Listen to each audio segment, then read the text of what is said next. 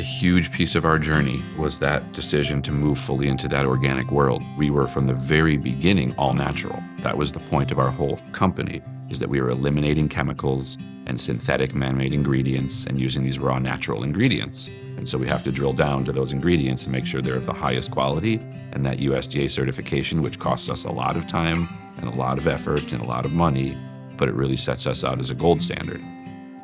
My name is Sam Friedman, and I'm the brand director for Chagrin Valley Soap and Salve Company.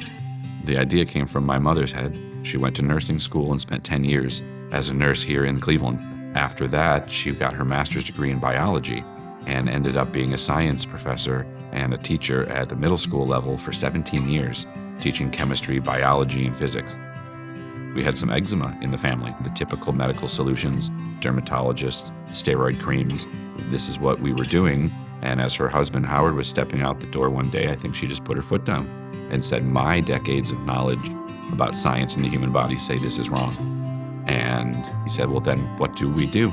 She went and she researched, and then she ended up in the kitchen with some raw food ingredients.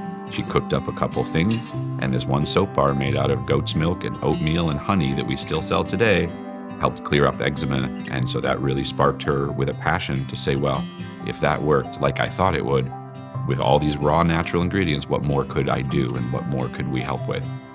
It started out at the farmer's market, and Mom knew the only mechanism she did to take a plastic table to the parking lot in Geauga County and sell soap next to the guy who had tomatoes and cucumbers. That was before markets were hip and the public wasn't really looking for what we were doing yet in the Cleveland area.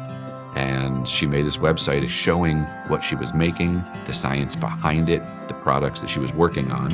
And when a woman in California or in Australia was reading this information about apple cider vinegar hair rinse or a solid shampoo bar, they would email and say, I'm reading this, I'm seeing this, where can I get that?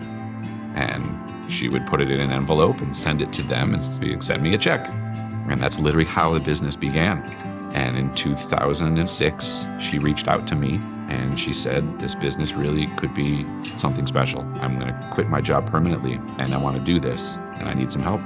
And so that's what brought me into the story. She focused on the creation of the recipes and the product line, and I built up the business around that. So now we own this facility and we've been able to now have production, offices, all of our workflow, everything happening under one roof that allows us to grow. We now have a staff of 18 people, and we create 400 USDA certified organic products. I think the reason we're still here 20 years later is because in 2006, a woman wrote us an email. She explained that her daughter had very severe acne mixed with a type of a psoriasis all over her body, mostly on her back. And because of it, she couldn't take her clothes off at school to change for gym. And so there was no gym. And there was no swimming, and there was no athletics for the most part. She had a permanent excuse and sat at the library. And this was a photo of her daughter in the swimming pool at school. And we just thought to ourselves, wow, we've changed someone's life. And so these products that we make, they're life-changing to people. And so our only goal as a brand is, how do we get this product more out to the public?